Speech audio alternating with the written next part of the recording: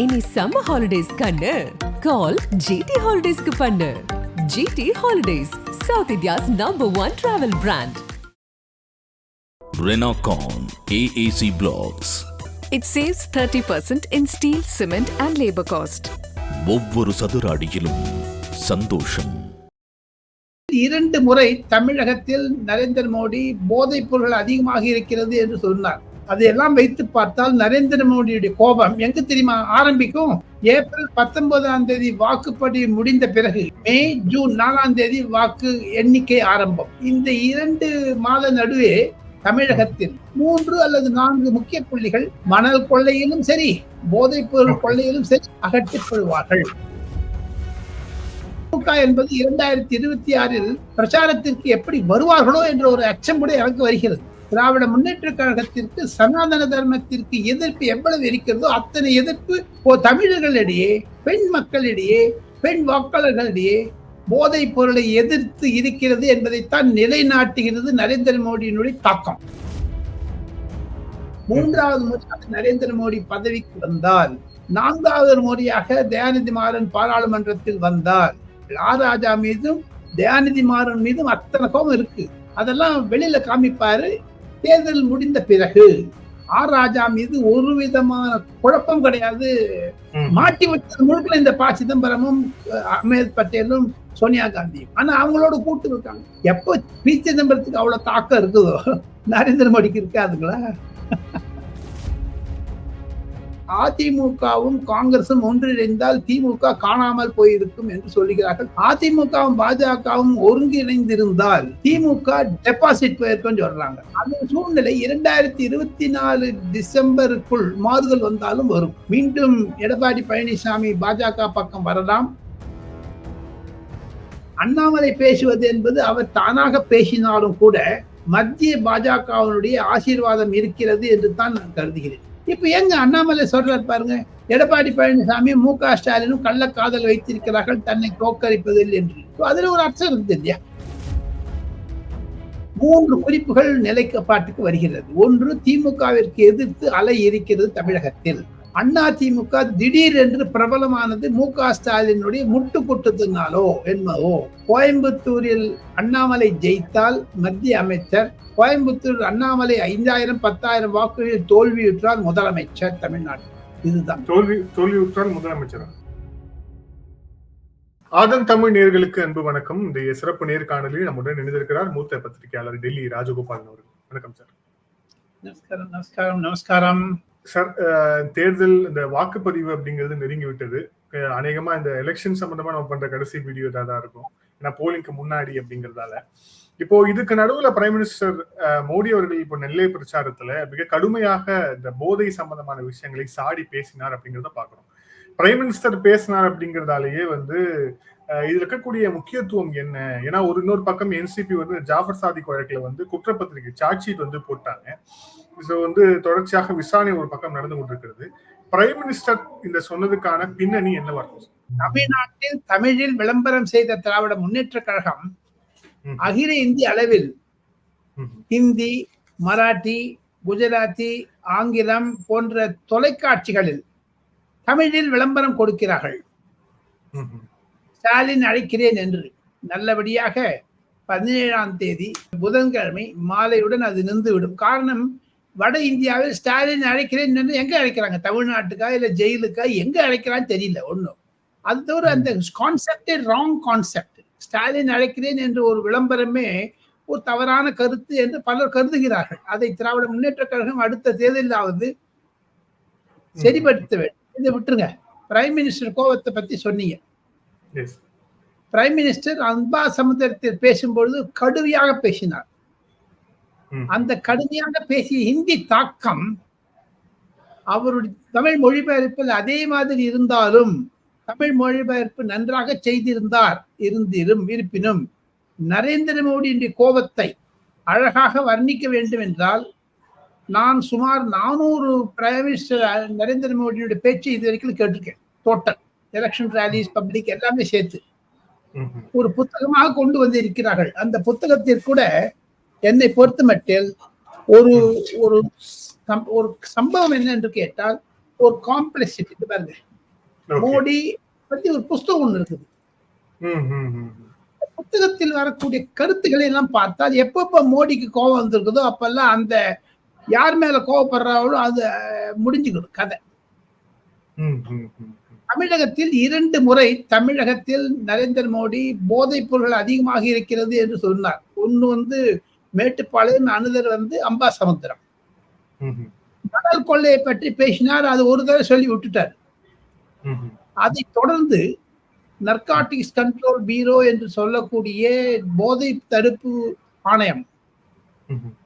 அங்கிருந்து நரேந்திர மோடி அவர்களுக்கும் நரேந்திர மோடி செயலகத்திற்கும் உள்துறை அமைச்சர் செயலகத்திற்கும் நிதி அமைச்சர் செயலகத்திற்கும் வந்திருக்கக்கூடிய ஒரு சில தஸ்தாவேஜுகள் டாக்குமெண்ட்ஸ் அதையெல்லாம் வைத்து பார்த்தால் நரேந்திர மோடியுடைய கோபம் எங்க தெரியுமா ஆரம்பிக்கும்?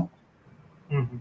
ஏப்ரல் 19ஆம் தேதி வாக்குப்பதிவு முடிந்த பிறகு ஏப்ரல் 21 சாதாரண வச்சுங்களேன், ம், ம். மே ஜூன் 4ஆம் தேதி வாக்கு எண்ணிக்கை ஆரம்பம். இந்த 2 மாத நடுவே ம், ம். பல முக்கிய சம்பவங்கள் தமிழகத்தில் நடைபெறலாம்.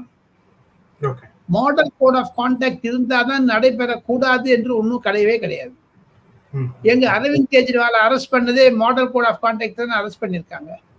ம், ம், ம். இந்த பின்னணியில் பார்த்தால் எனக்கு கிடைக்கக்கூடிய தகவல்கள் ம். 2 மாதத்திற்கு இடையே தமிழகத்தில் போதைப் பொருள் மணல் கொள்ளை சம்பந்தமாக சில முக்கிய புள்ளிகள் 3 அல்லது 4 என்று விரல் விட்டு எண்ணலாம். நிச்சயமா சார்ஜ் ஷீட்லாம் போட ஆரம்பிச்சுடுவாங்க, விசாரணைக்கு இருக்கும். அதாவது 164 செக்ஷன்ல என்ஐஏ இப்போ ஜாஃபர் சாதிக் கிட்ட ஸ்டேட்மெண்ட் வாங்கிட்டு போறாங்க. அதுல சில முக்கிய திருப்பங்கள் வரும். தமிழக அரசியலில் அவங்கெல்லாம் ஒருவேளை என்சிபி எப்படி சில வாக்கு உறுதிகளை எல்லாம் ஸ்டேட்மெண்ட் அஃபர்மேஷன் பண்ணாங்களோ, தேர்தல் முடிந்த பிறகு அரசனுடைய ஒரு ஆணையின் பெயரில் நரேந்திர மோடி அப்படி பேசுகிறார் என்றால் ஒரு கோபத்தில் அதில் அவருக்கு ரகசியம் சில தெரிந்திருக்கிறது. அவர் முதல் குடும்பத்தை பற்றி பேசிவிட்டார். நிர்மலா சீதாராமன் பேசிய பொழுது கூட சொன்னாங்க ட்ரக் மாஃபியா கழகம் என்று. டிஎம்கே என்றால் ட்ரக் மாஃபியா கழகம் என்று. சோ இதெல்லாம் ஒருங்கிணைத்து பார்த்தால் 3 அல்லது 4 முக்கிய புள்ளிகள் மணல் கொள்ளையிலும் சரி போதைப் பொருள் கொள்ளையிலும் சரி அகற்றப்படுவார்கள். Okay, okay. இந்த டெவலப்மெண்ட் இந்த எலெக்ஷன் இந்த போலிங் முடிஞ்சதுக்கு அப்புறம் வரும்னு எதிர்பார்க்கலாம். ஜூன் 4ஆம் தேதி மே 4 முதல் ஜூன் 4க்குள்ள இருக்கக்கூடிய ஒரு மாதத்தில் பற்பல தடபுடல் சமாச்சாரங்கள் நடந்தாலும் ஆச்சரியப்படுவதற்கு இல்லை வினோத்.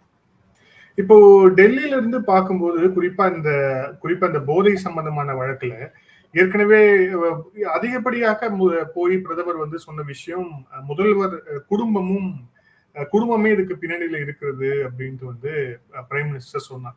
இது சொன்னதுக்கான முக்கியமான காரணம் அப்படிங்கிறது என்ன? அவருடைய இந்த மருமகள் உள்ளிட்டவர்கள் எல்லாம் இன்வால்வ் இருக்காங்க அப்படின்னு சொல்ல வர்றாரா, இல்ல என்ன விஷயத்தை பிரைம் மினிஸ்டர் அங்க அடி போட்டுட்டு காண்பிக்க விரும்புகிறார்? சில முக்கிய சம்பவங்களை ஆதன் நேயர்களுக்கு தெரிவித்தாக வேண்டும். பிரைம் மினிஸ்டர் பேசுவது என்பது அரசியல் ரீதியாக இருக்கும்.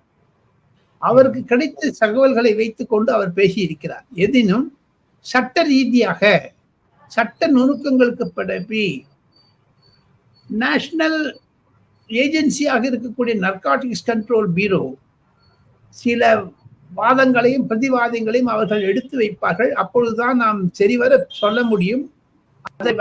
அதுவரை யூகங்கள் தான். ஆனால் பிரைம் மினிஸ்டர் கண்ணோடி காட்பது, எரிச்சல் அடைவது, எதிர்பார்ப்பதில் கோபத்துடன் ஆத்திரத்துடன் செல்வதையெல்லாம் வைத்து பார்த்தால் என்சிபி என்பது பிரதமர் செயலகத்திற்கு அதிக செய்திகளை சொல்லிவிட்டார்கள் என்ற ஒரு யூகங்கள் கூட டெல்லியில் பரவலாக இருக்கிறது. ஆனால் நாம் அது பற்றி அதிகமாக பேசக்கூடாது. காரணம், ஓரிரு சம்பவங்கள் தலைகுனிய வைக்கிறது, அதிர்ச்சி அடைக்க வைக்கிறது. வினோத், எனக்கு கிடைக்கிற சம்பவங்கள் அதெல்லாம் இப்போ ஓப்பனா சொல்லக்கூடாது. அதுல 2 முக்கிய புள்ளிகள் இருக்கிறார்களே, சில மிக மிக முக்கிய புள்ளிகள்.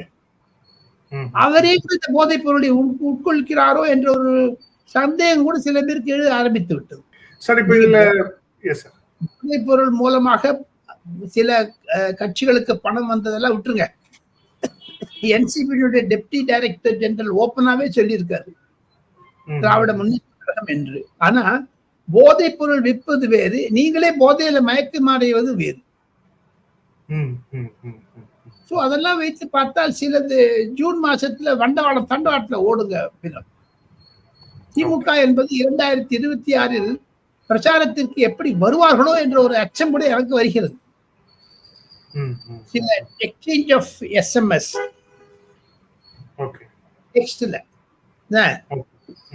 வாட்ஸ்அப் மெசேஜ்கள், தொலைபேசி எண்கள், கால் ரெக்கார்ட் டேட்டா என்று பேர் CDR, கால் டேட்டா ரெக்கார்டர்ஸ், அந்த மாதிரியான சம்பவங்களை NCBயில் பிடித்து வைத்திருக்கிறார்களே, அது சில முக்கிய புள்ளிகளிடம் இருந்து ஆரம்பிக்கிறது முடிகிறது. பயமா இருக்கு, சொல்லக்கூடாது. பொது வலைத்தளத்தில் கூடிய விரைவில் வந்துவிடும் அது வினோத்.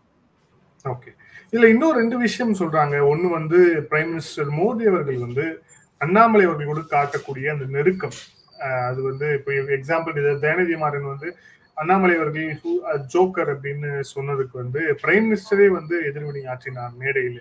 சோ அண்ணாமலை அவர்களை பிரைம் மினிஸ்டர் மோடி எந்த இடத்துல வச்சிருக்கிறாரு? குறிப்பா அவங்க 2 பேருக்குள்ள இவ்வளவு நெருக்கம் வர்றதுக்கு என்ன முக்கியமான காரணம்? திமுக மீது இருக்கக்கூடிய வெறுப்பு, திமுக காரர்கள் செய்த ஊழல்கள், குற்றங்கள், அண்ணாமலைக்கு இருக்கக்கூடிய மதிப்பு. அதனால்தான் நீங்க இன்னொன்னு சொல்ல மறந்துட்டீங்க வினோத். நேற்று திங்கட்கிழமை 15ஆம் தேதி ஏப்ரல் மாதம் 2024 வருடம் பிரைம் மினிஸ்டருடைய ANI இன்டர்வியூ நடந்ததுங்க. ஆல் ஓவர் இந்தியா அதை காமிச்சாங்க. அதனுடைய TRP ஒன்றே 16 crores என்கிறாங்க. 16 கோடி பேர் பார்த்திருக்காங்க. அதில் அண்ணாமலை பாராட்டி இருக்கிறார் நரேந்திர மோடி. அதில் போதைப் பொருளை பற்றி, தமிழகத்தில் நடக்கக்கூடிய பற்றி பேசியிருக்கிறார். ஆக மொத்தம் மேட்டுப்பாளையத்தில் மட்டுமே, அம்பா சமுத்திரத்தில் மட்டுமே மோடி பேசவில்லை. டெல்லியில் கூட அதை உலக பிரச்சனையாக்கி, இந்திய பிரச்சனையாக்கி இருக்கிறார். காரணம், திராவிட முன்னேற்ற கழகம் எப்பொழுது இந்த சனாதன தர்மத்தை பற்றி எதிர்த்ததோ, திராவிட முன்னேற்ற கழகத்திற்கு சனாதன தர்மத்திற்கு எதிர்ப்பு எவ்வளவு இருக்கிறதோ அத்தனை எதிர்ப்பு தமிழர்களிடையே, பெண் மக்களிடையே, பெண் வாக்காளர்களிடையே போதைப் பொருளை எதிர்த்து இருக்கிறது என்பதைத்தான் நிலைநாட்டுகிறது நரேந்திர மோடியினுடைய தாக்கம். சோ அண்ணாமலையோட அவர் காட்டக்கூடிய நெருக்கம் அப்படிங்கிறது திமுக வழி வெறுப்பு அப்படிங்கிற அடிப்படையில தான் முக்கியமா பிரதானப்படுத்தப்படும்.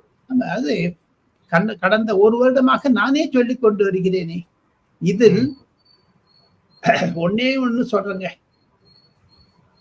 அண்ணாமலை வைத்து தமிழகத்தில் அரசியல் நடக்கிறது என்றாலும், அண்ணாமலை என் மண் என் மக்களுடைய பாத யாத்திரையில் பிரபலமானார் என்றாலும், திராவிட முன்னேற்ற கழகத்தின் மீதுதான் நரேந்திர மோடிக்கு இருக்கக்கூடிய கோபம் வெளிப்படையாக வருகிறது.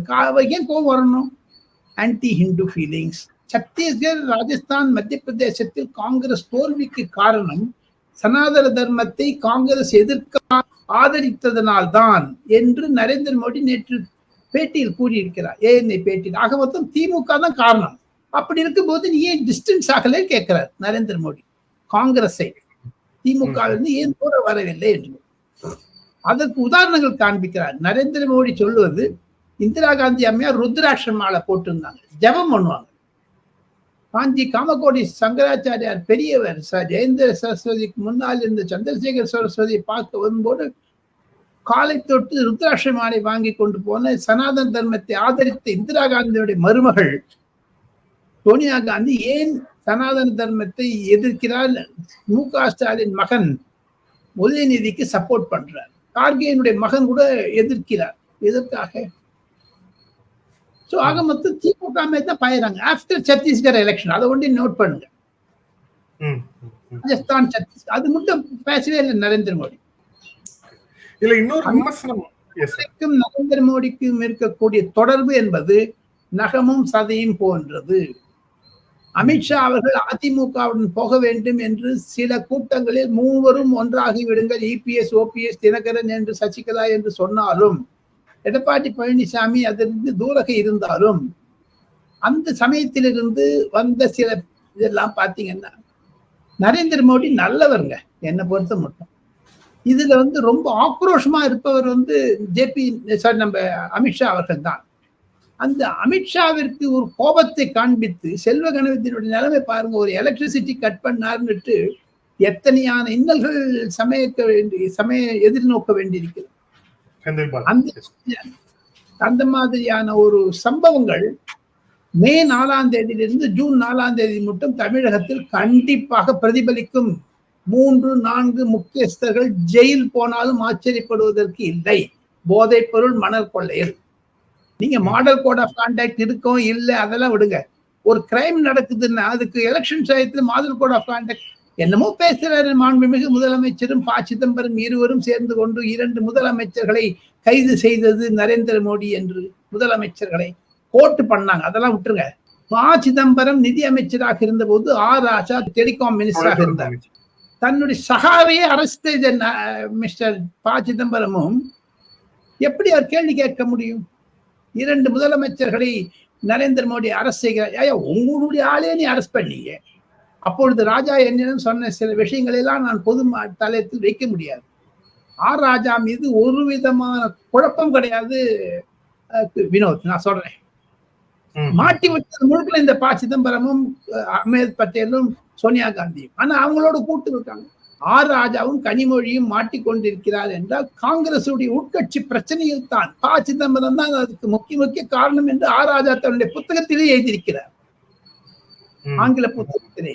சோ அதெல்லாம் வச்சுட்டு பாத்தீங்கன்னா எப்ப பி. சிதம்பரத்துக்கு அவ்வளவு தாக்கம் இருக்குதோ நரேந்திர மோடிக்கு இருக்காதுங்களா? சார், இதுல இன்னொரு விமர்சனமா என்ன எழுதுன்னா, விமர்சகர்கள் சொல்லும் போது என்ன சொல்றாங்கன்னா, அண்ணாமலை மீது மோடி அவர்கள் காட்டக்கூடிய இந்த அதீத நெருக்கம் அப்படிங்கிறது பாஜகவுக்குள்ளேயே ஒரு சிலருக்கு பிடிக்கல அப்படிங்கிறாங்க. குறிப்பா அமித்ஷா அவர்களுடைய இந்த ரோட் ஷோ தொடர்ச்சியா அடுத்தடுத்து கட் ஆகுது. காரணம் அதுவா அப்படின்னு கேக்குறாங்க. தவறான கருத்து. அதெல்லாம் டிஎம்கே ஐடி விங் சேர்ந்த டிஆர்பி ராஜா, டிஆர் பாலுடைய தவப்புத்திரன். டிஆர் பாலுடைய தரப்பு 8 முறை எம்பியாக இருந்து குடுகுடு தாத்தா டிஆர் பாலுடைய மகன் செய்யக்கூடிய லீலைகள் அது. அவர்தான் ஸ்ரீபெரும்புத்தூர்ல நிக்கிறாரு. இப்போ நிற்கட்டுமே, அவருக்கும் மகனுக்கு சண்டை கிடையாது. எங்க அவருக்கு சில சொல்லக்கூடாது. பொது வலைத்தளத்தில் எலெக்ஷன் கமிஷன் அபிடவிட் எடுத்து பார்த்தாலே நிறைய விஷயம் வண்டவாளம் தாண்டவாட்டில் ஓடுமே. துரைமுருகனுக்கும் பிடிஆர் பழனிவேல் தியாகராஜனுக்கு சண்டை இல்லையா? துரைமுருகனுக்கும் மு.க. ஸ்டாலினுக்கு நடு கருத்து வேறுபாடு இல்லையா? எங்க கருத்து வேறுபாடு இருக்குது, அதெல்லாம் பெருசு பண்ண மாட்டேங்கிறாங்க தமிழக ஊடகங்கள். அமித்ஷா வரலன்னு சில காரணங்கள் இருக்கின்றது, உண்மைத்தான். மகாராஷ்டிராவிலும் பீகாரிலும் மத்திய பிரதேசத்திலும் பாஜகவில் இருக்கக்கூடிய சண்டைகளை எல்லாம் எதிர்நோக்கி நான் உண்மையை சொல்றேனே. அது மாதிரி திமுக சொல்லுவாங்களே, மகாராஷ்டிராவில் இன்னும் கூட்டணி நிலைமாக்கவில்லை. தமிழகத்தில் செய்யக்கூடிய பிரச்சாரத்தின் நடுவே அமித்ஷா அவர்கள் பீகாரிலும் மகாராஷ்டிராவில் நடக்கக்கூடிய பிரச்சனைகளை பற்றி தான் மனதில் வரும். காரணம் அவர் ஆல் ஓவர் இந்தியாவில் பண்றாருங்க. தமிழ்நாடு மாண்டி மு.க. ஸ்டாலின் அழைக்கிறேன் என்று ஹிந்தியில விளம்பரம் கொடுக்குறாங்க, ஹிந்தி சேனல்ல தமிழ்ல கொடுக்குறாங்க. அது மாதிரி இவரை அழைக்கிறேன் சொல்ல முடியுமா அமித்ஷா? அமித்ஷாவிற்கும் நரேந்திர மோடிக்கும் ஒரு விதமான எல்லளவு கூட ஒரு மனஸ்தாபமோ ஒரு கருத்து வேறுபாடோ கிடையவே கிடையாது. அடித்து சொல்ல முடியும். சோ அதுக்கு எந்த பின்னணியும் கிடையாது. இந்த அண்ணாமலை மீது வெறுப்பு இருக்கு அப்படிங்கிறது இன்ஃபர்மேஷன் ஐடி செல் பண்ணக்கூடிய திமுகவுடைய சூது விளையாட்டு. திமுக செய்யக்கூடிய பிரச்சாரம் அமித்ஷாவிற்கும் நரேந்திர மோடிக்கும் சண்டை என்ன? ஏங்க உங்க குடும்பத்திலே சண்டை இருக்குது. இதுல இப்ப டெல்லி இந்த தமிழ்நாடு எலெக்ஷன்ல இருந்து என்ன விஷயத்தை எதிர்பார்க்குது சார்? ஏன்னா பிரைம் மினிஸ்டர் ஜனவரியில இருந்து கிட்டத்தட்ட ஒரு 10 முறைக்கு மேல தமிழகம் வந்துட்டாரு. இப்ப நெல்லையிலோட அவரோட பிரச்சாரத்தை முடித்து கொண்டு போயிருக்கிறார். தமிழகத்திடம் என்ன எதிர்பார்க்கிறார் பிரைம் மினிஸ்டர்? குறிப்பா டெல்லி பாஜக என்ன விஷயத்தை எதிர்பார்க்கு? வினோத், தாங்கள் கேள்வி கேட்டது நல்ல கேள்வி. அது நரேந்திர மோடி 8 முறை வந்திருக்கலாம், 9 முறை வந்திருக்கலாம். தமிழகத்தில் 2026, 2031 தமிழகத்தில் திராவிட கட்சிகள் எதுவுமே இருக்கக்கூடாது என்ற முனைப்பில் தான் அந்த நீண்ட பிரச்சாரங்கள். தற்பொழுது சில ஆய்வாளர்கள் புது புது கருத்துக்களை வைக்கிறார்கள். தேர்தல் முடிவு வந்த பிறகு அந்த ஆய்வாளர்களுடைய கருத்து வேற மாதிரியாக இருக்கும். டெல்லியிலிருந்து சென்ற சில பிரபல பத்திரிகை ஆசிரியர்களும் பத்திரிகை விமர்சகர்களும் சில கருத்துக்களை வைப்பது என்ன என்று கேட்டால், அதிமுகவும் காங்கிரசும் ஒன்றிணைந்தால் திமுக காணாமல் போயிருக்கும் என்று சொல்லுகிறார்கள். கருத்து 1. கருத்து 2, அதிமுகவும் பாஜகவும் ஒருங்கிணைந்திருந்தால் திமுக டெபாசிட் போயிருக்கும் சொல்றாங்க. அந்த சூழ்நிலை 2024 டிசம்பருக்குள் மாறுதல் வந்தாலும் வரும். மீண்டும் எடப்பாடி பழனிசாமி பாஜக பக்கம் வரலாம், அல்லது காங்கிரஸ் வெளியேறி, காங்கிரஸ் என்ன 25 சீட் கூட வராதுன்னு சொல்றாங்க லோக்சபால காங்கிரஸுக்கு. அந்த திமுகக்கு 30 வந்து திரிணாமுல் காங்கிரஸுக்கு 33 வந்துன்னா காங்கிரஸ் என்பது 3வது இடத்திற்கு லோக்சபாவில் தள்ளப்பட்டு விடும். பிரதான எதிர்கட்சியாக அம்மையார் மம்தா பானர்ஜியோ அல்லது மு.க. ஸ்டாலினோ தான் இருப்பார்கள். அந்த சமயத்தில் காங்கிரஸ் ஒருவேளை திமுகவை விட்டு 2026க்கு முன்பாக எடப்பாடி பழனிசாமியுடன் சேர முடியும். இது ஆப்ஷன் 2. ஆப்ஷன் 3, திமுகவிற்கு எதிர்வினைகள் அதிகமாக இருப்பதனால் ஏற்கனவே செந்தில் பாலாஜி போன்ற மூத்த அமைச்சர்கள், பொன்முடி, கே.என். நேரு, ஜெகத் ரக்ஷகன், அனிதா ராதாகிருஷ்ணன், இவர்களுடைய நிலைப்பாடுகள் எல்லாம் டிசம்பர் 24க்கு முன்பாக வெளிச்சத்திற்கு வந்துவிடும். Including mister Dayanidhi Maran. நீங்க பிரைம் மினிஸ்டருடைய கோபத்தை வந்து மு.க. ஸ்டாலினுடைய முதல் குடும்பத்தை பற்றி சொல்லாதீர்கள். ஆர் ராஜா மீதும் தயாநிதி மாறன் மீதும் அத்தனை கோபம் இருக்கு. அதெல்லாம் வெளியில காமிப்பாரு. தேர்தல் முடிந்த பிறகு 3வது முறையாக நரேந்திர மோடி பதவிக்கு வந்தால், 4வது முறையாக தயாநிதி மாறன் பாராளுமன்றத்தில் வந்தால், ஏற்கனவே ஸ்பைஸ் ஜெட் ஏர் இந்தியா என்ற குழப்பத்தில் எத்தனையோ செய்திருக்கிறார்களே, அதெல்லாம் வெளில வரும் ஒன்னொன்னா. அப்புறம் அவர் சன் டெலிவிஷனுக்கு எடுத்த கேபிள் சிபிஐ கேஸ் இன்னும் நடந்துட்டு இருக்குது. குருமூர்த்தி போட்ட கேஸ், அதுல எல்லாம் என்ன நிலைப்பாடுகள் வரும் என்பதெல்லாம் வெயிட் அண்ட் வாட்ச். தமிழக அரசியல் விஸ்வரூபம் எடுக்கும் மே 4 முதல் ஜூன் 4க்குள். தமிழக பாஜகத்தில் அண்ணாமலை பேசும்போது, குறிப்பா தேனியில பேசும்போது, தேர்தலுக்கு பிறகு அதிமுக தினகரன் ஓபிஎஸ் இடம் போகும் அப்படின்னு சொல்லியிருக்காரு. இது வந்து speaking with concerns of Delhi BJP, அப்படி இல்லைன்னா அவருடைய கருத்தை அவர் சொல்லியிருக்கிறாரா? இது எப்படி நீங்க பாக்குறீங்க? டெல்லி கருத்து தான் அவர் பிரதிபலிப்பார். காரணம், பல ஆதன் நேயர்களுக்கு புரியும். நானே சொல்லி இருக்கிறேன் வினோதருடைய சாட் ஷோல. ஒண்ணுங்க எழுதி வச்சுங்க வினோத். 2017 முதல் 2019, 2021 வரை 3 வருடங்கள் அமித்ஷா பல திட்டங்களை கொடுத்தார். 4 பேர் ஒன்னாயிடுங்க அப்படின்னு. ஒருவேளை ஓபிஎஸ் ஒரு தரம் வெளியில போனாரு, இன்னொரு தரம் இபிஎஸ் போனாரு, இன்னொரு தரம் டிடிவி தினகரன் போனாரு. நேற்று டிடிவி தினகரன் கொடுத்திருக்கக்கூடிய பேட்டியில் பார்த்தீர்களே, ஆனா கூட எடப்பாடி பழனிசாமி தான் தன்னை கைது செய்வதற்கு மூலகர்த்தாவாக இருந்தார் என்று ஓப்பனாவே சொல்லியிருக்கார். சோ இதெல்லாம் வைத்து பார்த்தீங்கன்னா, அண்ணாமலை பேசுவது என்பது அவர் தானாக பேசினாலும் கூட மத்திய பாஜகவினுடைய ஆசீர்வாதம் இருக்கிறது என்று தான் நான் கருதுகிறேன். லெவல்ல ட்ரை பண்ணிருக்காங்களே, டிஎம்கேக்கு எதிர்த்து ஏடிஎம்கே ரெப்ரோச்மெண்ட் வரணும்னுட்டு. இப்ப எங்க அண்ணாமலை சொல்றாரு பாருங்க, எடப்பாடி பழனிசாமி மு.க. ஸ்டாலினும் கள்ளக்காதல் வைத்திருக்கிறார்கள் தன்னை தோற்கடிப்பதில் என்று. அதுல ஒரு அர்த்தம் இருக்குது இல்லையா சார்? இதுல இன்னொரு விமர்சனமா, கோயம்புத்தூர்ல அண்ணாமலை அவர்களுக்கு எதிராக, அது அண்ணாமலையே சொன்ன ஒரு கருத்து தான், என்னை தோற்கடிப்பதற்காக திமுகவும் அதிமுகவும் ஒன்று சேர்ந்து ஒர்க் பண்றாங்க அப்படின்னு சொல்லியிருக்காரு. இப்ப இந்த விஷயத்தை டெல்லி எப்படி எடுத்துக்கொள்கிறது? கடைசி நேரத்துல ஏதேனும் விஷயங்கள் நடக்க வாய்ப்பு இருக்கா? இதை எப்படி அவங்க எதிர்கொள்ள போறாங்க? அதுக்கு ஏதோ திட்டம் இருக்கா? இன்னும் 48 hours தான் இருக்குங்க. தமிழக போலீசாரும் தமிழகத்தில் இருக்கக்கூடிய மத்திய தேர்தல் கமிஷனுடைய தலைமை அதிகாரி சாகு அவர்களும் திமுகவிற்கு ஏஜென்ட்டாக செயல்படுகிறார்கள் என்று அதிமுகவும் சரி பாஜகவும் சரி சில கட்சிகளும் ஒரு பிரஸ்தாபம், அதாவது ஒரு மனு வைத்திருக்கிறார்கள், மனு கொடுத்திருக்கிறார்கள் தேர்தல் கமிஷனிடம். 2 நாட்கள் தான் இருக்கின்றன. 2 நாட்களுக்கு பிறகு பாருங்களே இதெல்லாம் என்ன மாதிரியான ஒரு டேர்ன் எடுக்க போகுதுன்னு. நம்ம எல்லாம் அடுத்த வீடியோக்கு நிறைய வச்சுக்கலாம்னு நினைக்கிறேன். ஏன்னா ஒன்னும் பழுக்கலைங்க.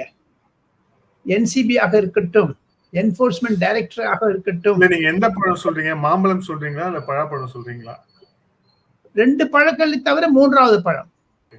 காரணம் என்ன கேட்டால் மாம்பழம் பழுத்து விட்டது, பலாப்பழம் அதிகமாகவே ருசியாக இருக்கிறது, மந்திரி ஆனாலும் ஆகுவார் பலாப்பழம். ஒரு MOS இண்டிபெண்டன்ட் சார்ஜ் கொடுத்துட்டாருனாலே அதிமுக காரங்களை பாதி பேர் இங்க வந்துடுவாங்க. ஏன்னா வந்த எடப்பாடி பழனிசாமி என்பவர் 2 பக்கமும் இல்லாத இருக்கிறாரு.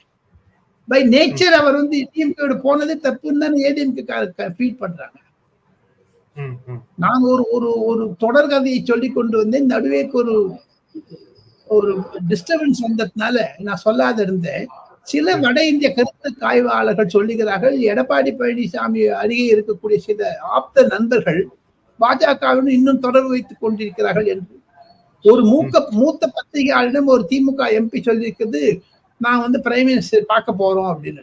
திமுக எம்பிக்கள் அதை தவிர திமுக ஓட்டு வந்து காங்கிரஸுக்கு போகலைங்கிற மாதிரி ஒண்ணு சொல்றாங்க. சில இடத்துல எல்லாம் காங்கிரஸுக்கு வந்து திமுக ஓட்டு போகல. ஆக மொத்தம் இந்த கான்ட்ரடிக்ஷன் இருக்கத்தான் இருக்கு எல்லா கட்சியிலையும், வினோத், என்றுதான் என்னோட கருத்து. நேர்காணல இறுதியான கேள்வி, பிரஸ் வந்து வாக்குப்பதிவுக்கு நீங்களே சொன்ன மாதிரி ஒரு 48 மணி நேரம் தான் இருக்கு. உங்களுடைய எதிர்பார்ப்பு என்ன? குறிப்பா வாக்காளர்களுக்கு நீங்க சொல்லக்கூடிய விஷயம் வந்து என்ன? எனக்கு நான் பல செய்தியாளர்களிடம் செய்தி சேகரித்தது, பல திமுக, அதிமுக, காங்கிரஸ் தலைவர்களிடம் பேசியது, தமிழக காங்கிரஸ் தலைவர், மத்திய காங்கிரஸ் தலைவர்கள், மத்திய பாஜக தலைவர்களுடைய வர்ணனை எல்லாத்தையும் ஒட்டு மொத்தமாக பார்த்தால் 3 குறிப்புகள் நிலைப்பாட்டுக்கு வருகிறது. ஒன்று, திமுகவிற்கு எதிர்த்து அலை இருக்கிறது தமிழகத்தில். 2வதாக, அதிமுக திடீர் என்று பிரபலமானது MK ஸ்டாலினுடைய முட்டு கொட்டுத்தினாலோ என்பதோ. 4வதாக, கோயம்புத்தூரில் அண்ணாமலை ஜெயித்தால் மத்திய அமைச்சர், கோயம்புத்தூர் அண்ணாமலை 5000 10,000 வாக்குகளில் தோல்வியுற்றால் முதலமைச்சர் தமிழ்நாட்டில். இதுதான் தோல்வியுற்றால் முதலமைச்சர், வெற்றி பெற்றால் மத்திய அமைச்சர், தோல்வியுற்றால் 2024 முதலமைச்சருடைய வேட்பாளர். முதலமைச்சரானாலும் ஆச்சரியப்படுவதற்கு காரணம், பொதுமக்களிடையே அண்ணாமலைக்கு இருக்கக்கூடிய வரவேற்பு என்பது நீர் பூத்த நெருப்பாக இருக்கிறது. சைலண்ட் ரெவல்யூஷன் நடந்திருக்கிறது என்பதைத்தான் உங்க கூட்டம் இவ்வளவு காமிக்க. எதுக்குங்க நயனா நாகேந்திரன் மீது MK ஸ்டாலின் அவ்வளவு கோபமா இருக்காரு? தமிழக போலீஸ்கார் எங்க விரட்டி வர்றாங்க? அண்ணாமலை ஒரு பேட்டியை சொல்லி இருக்கிறாரே, தாங்களும் கண்டிருப்பீர்கள் நினைக்கிறேன். தயவுசெய்து இந்த காக்கி உடை அணிந்திருக்கக்கூடிய IPS ஆபீசர்களால் நிலையான ஆட்சியில் இருப்பவர்கள் அல்ல, நாங்கள் பதவிக்கு வந்தால் உங்களையும் விடமாட்டோம் என்று எச்சரித்திருக்கிறார். இதெல்லாம் தான் ஒரு இண்டிகேஷன். நன்றி சார், பல்வேறு கேள்வி. Thank you sir, thank you so much.